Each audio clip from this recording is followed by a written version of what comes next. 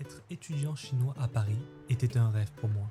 Au début, Paris était beau, élégant et exotique pour moi. Mais après un accident de voiture, ma vie a changé radicalement. Toutes les fractures de ma mâchoire m'empêchaient de parler. Celles de mon dos m'empêchaient de dormir paisiblement. Celles de mes jambes m'empêchaient de marcher comme une personne normale.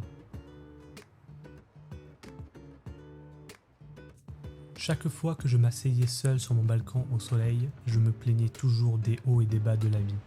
Je repense toujours à la joie et à la fierté que j'ai ressentie lorsque je suis parti à l'étranger, en pensant que je pourrais apprendre beaucoup de choses sur le cinéma en France et accroître mon expérience, ce qui me permettrait de briller dans le secteur du cinéma et de la télévision chinois à mon retour en Chine.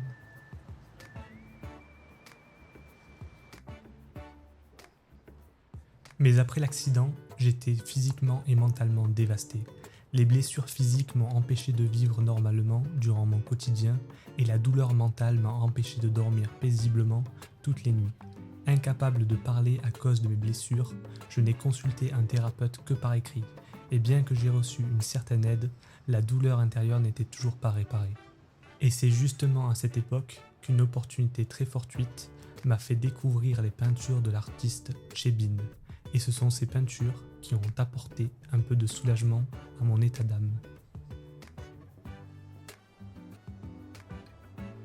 Dans une après-midi d'automne, le soleil éclaire au plus profond de la forêt dense. Deux perroquets se posent avec désinvolture sur quelques feuilles jaunies en quête de nourriture. L'ensemble est un paysage lumineux et coloré, mais montre la beauté d'une dépression tranquille. L'œuvre semble représenter l'état d'âme du peintre lorsqu'il peignait. Face à un environnement social complexe et légèrement en déclin, la recherche de nourriture est la priorité absolue de la vie.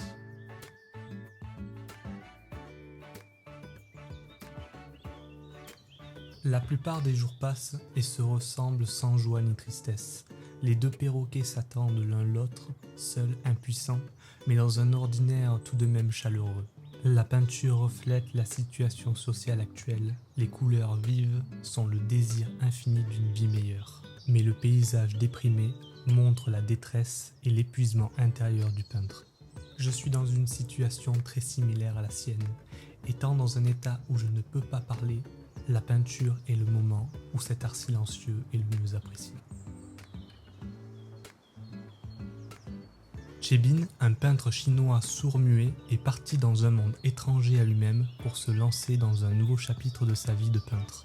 La communication est difficile avec les gens, et tout seul endurant la solitude, il est également accablé par les pressions de la vie. La détresse intérieure est imaginable.